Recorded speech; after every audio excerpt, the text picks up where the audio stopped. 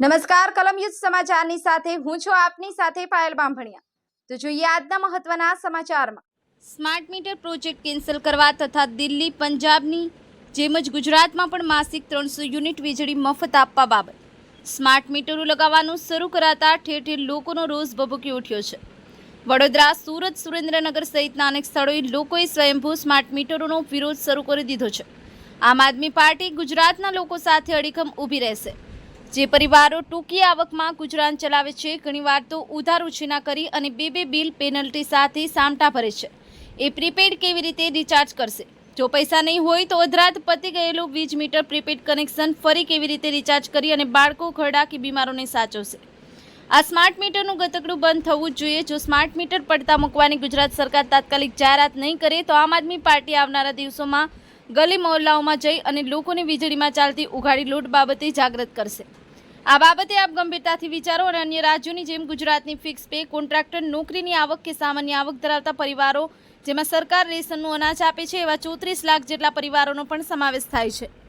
આ તમામ સાથે રાજ્યના તમામ નાગરિકોને ઘર વપરાશ માટે માસિક 300 યુનિટ વીજળી ફ્રી આપવાનું શરૂ કરવામાં આવે એવી આમ આદમી પાર્ટી માંગ કરે છે। બ્યુરો રિપોર્ટ, કલમ યુદ્ધ સમાચાર, સુરત।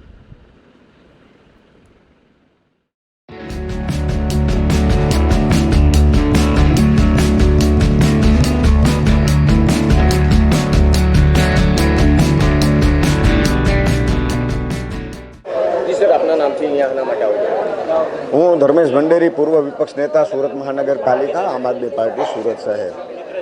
છેલ્લા ઘણા દિવસોથી ગુજરાતના અલગ અલગ શહેરોમાં, વડોદરામાં, સુરેન્દ્રનગરમાં, સુરતમાં સ્માર્ટ મીટરના નામનું જે ષડયંત્ર શરૂ થયું છે, લોકો સ્વયંભૂ વિરોધ કરવા માટે બહાર આવી રહ્યા છે।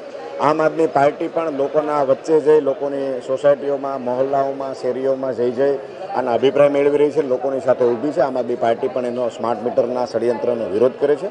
દિલ્હીમાં આમ આદમી પાર્ટીની સરકાર 200 યુનિટ અને પંજાબમાં આમ આદમી પાર્ટીની સરકાર 300 યુનિટ વીજળી મફત આપે છે। આમ છતાં પણ ત્યાંની સરકાર બજેટમાં દર વર્ષે સરપ્લસ થતી જાય છે, એનાથી કોઈ સરકારને નુકસાન નથી જતું।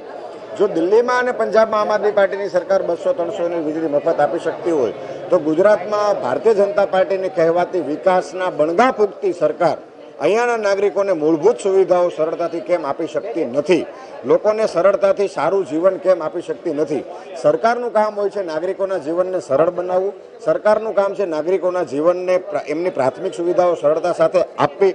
આજે આ ગરમીના વાતાવરણમાં 43, 44, 45 ડિગ્રીના વાતાવરણમાં પણ આપણી વીજ કંપનીઓ 2 કલાક, 3 કલાક, 4 કલાક કે આખો દિવસ વીજ કાપ આપે છે, તો પહેલાં તો વીજ કંપનીઓને સ્માર્ટ બનવાની જરૂર છે, સરકારને પોતાને સ્માર્ટ બનવાની જરૂર છે।